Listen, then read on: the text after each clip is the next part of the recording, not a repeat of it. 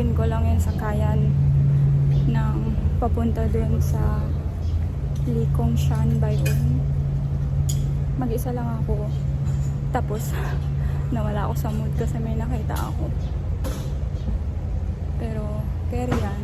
Magandang umaga, ako nga pala ay isang domestic helper na nagtatrabaho ngayon dito sa Hong Kong. So dahil Sunday nga ngayong araw na to at day off namin mga katulong dito sa Hong Kong, syempre panibagong day off, panibagong adventure. Bali pupunta po talaga ako sa Ling Kok Shan, isang easy moderate hike pero located po ito sa Lamma Island. Pasok na ako dito sa ferry sa terminal namin. Tapos hindi ko alam kung saan pupunta. Wait lang. Bili ako ng pasok.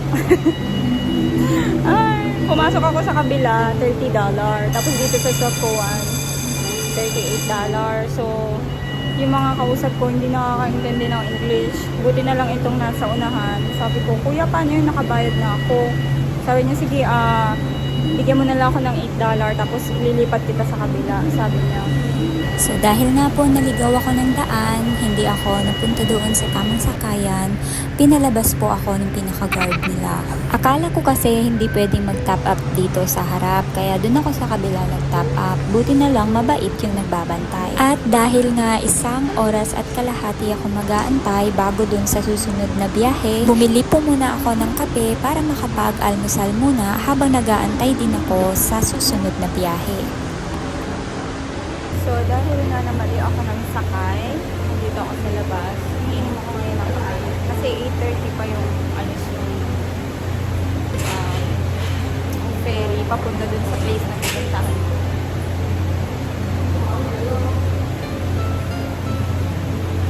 Ang aga ko nag-asikaso. Para ka kung maaga akong makaalis. Tapos, wala. Namali ako ng sakay eh.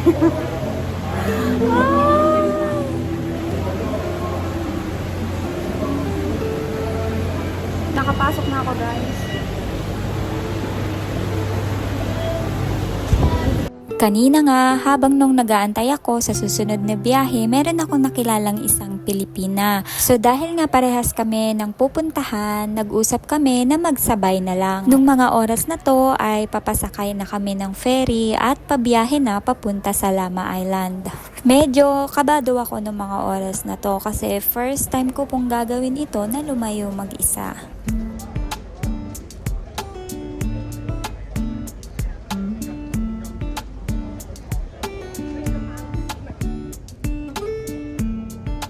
Medyo makulimlim ang panahon uli ngayon at sana hindi umulan. Syempre, gusto ko rin naman pong ma-enjoy itong araw ng day off ko. Pero kung uulan man, wala akong magagawa. Pero okay lang dahil nga meron naman akong kapote sa loob ng bag ko.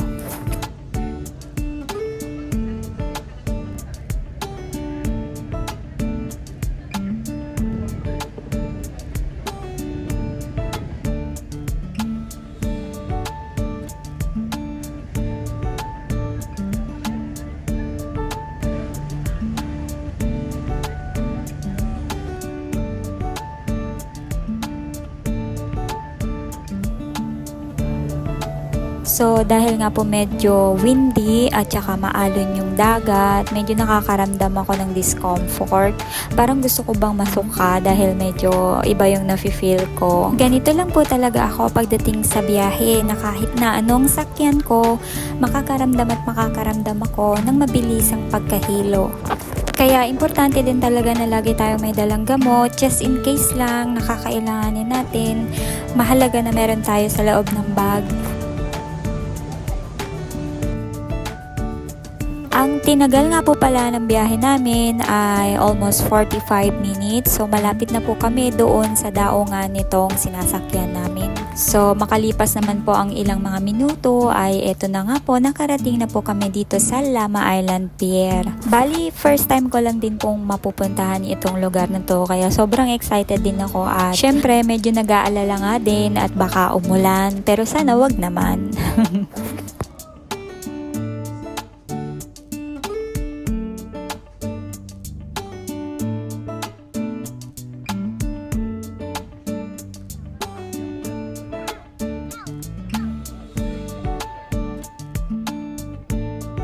Dito na nga po magsisimula ang aking adventure ngayong araw na to. Bali si Mimi nga po pala yung nakilala ko kanina sa sakayan ng ferry bago kami umalis mula sa Central Hong Kong papunta po dito sa Lama Island. Dahil nga po same lang po kami ng pupuntahan, nag-decide po kaming dalawa at nag-usap kami na magsama na lang.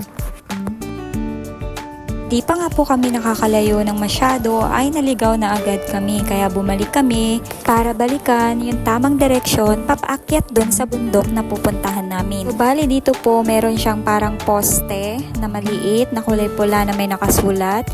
Bali dito po sa tapat nito kami umakyat, papaakyat po doon sa bundok.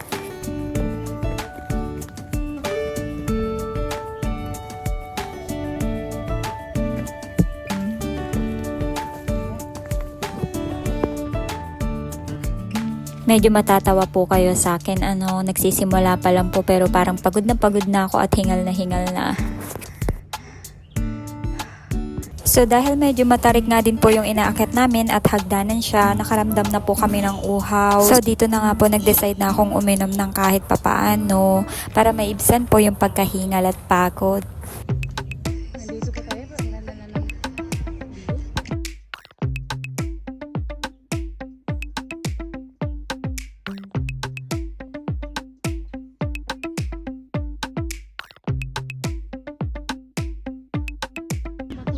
Kaya, saan?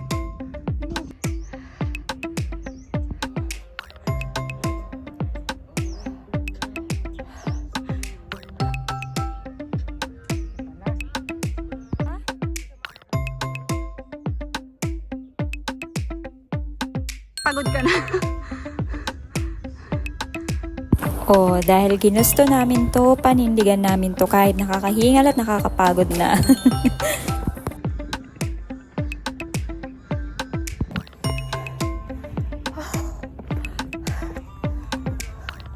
Hindi ko akalain na hagdan pala siya, guys.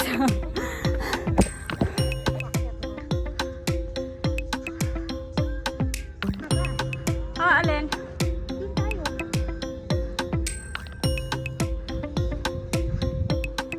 So after ng nakakahingal na pag-akyat dito sa bundok na to ay narating naman na po namin itong pinaka tuktok niya pero hindi pa po dito yung mismong pakay namin dalawa. I think maglalakad pa po kami ng mga 10 to 15 minutes para po marating na namin yung talagang pakay namin.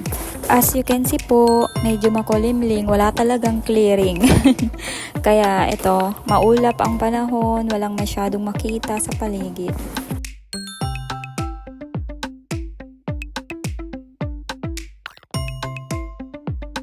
Ano akong dalhin ni Amo sa ano? Grabe yung pawis namin, guys.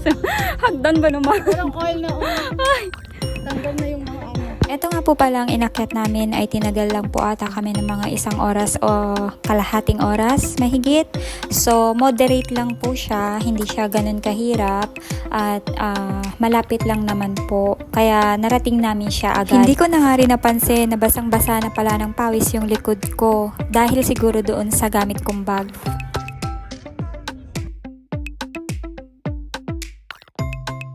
So, after po ng medyo mahaba-habang lakarin, nakarating na rin po kami dito sa pinaka magandang spot na to. Dahil mabilis po kaming maglakad at hindi po kami masyadong nagpahinga, mabilis din po namin naakyat itong pinakatuktok niya. Hindi po kasi kami doon na kumain or hindi kami umupo, basta dire-diretso lang po kami sa paglalakad. At dito na po kami nag-decide na magpahinga na, i-enjoy po yung view at kumain ng kaunti.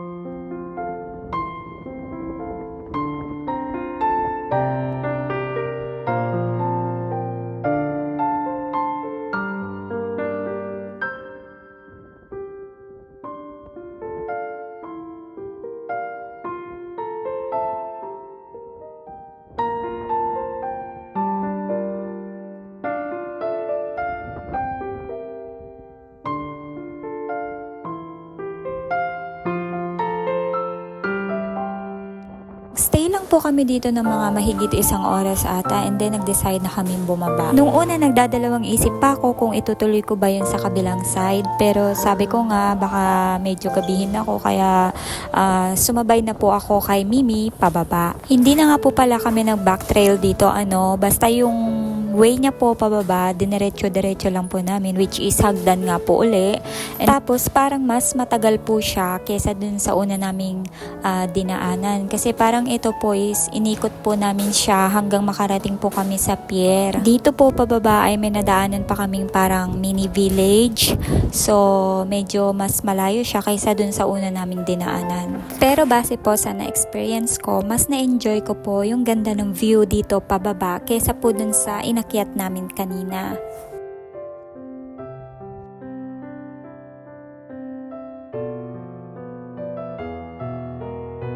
Pababa na kami.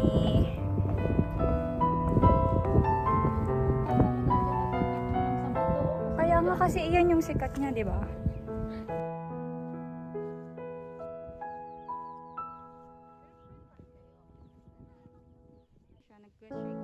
Link option pala siya.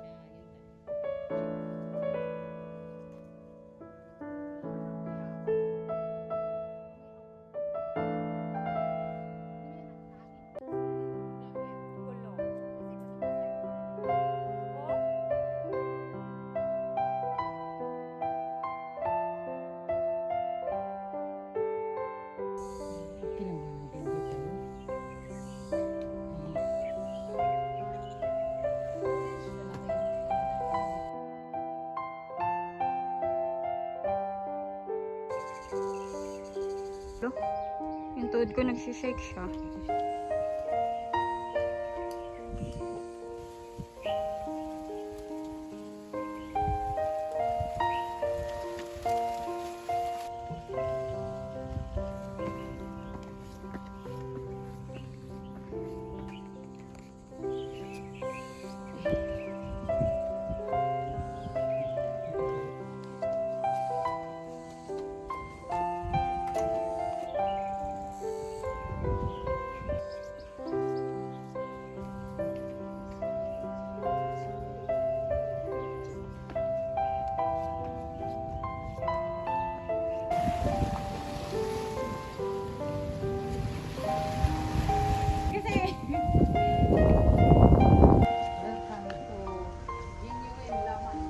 Maaga ako natapos sa hike.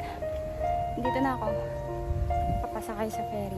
Bago nga po pala umalis si Mimi dahil nauna siyang umalis ay kumain pa po kami ng magkasama and then nauna po siyang umuwi at naiwan po ako. Nag-ikot-ikot pa po ako ng unti at nagpalipas ng oras at pagdating nga po ng mga bandang 5:30 ay nag-decide na po akong sumakay ng ferry papauwi.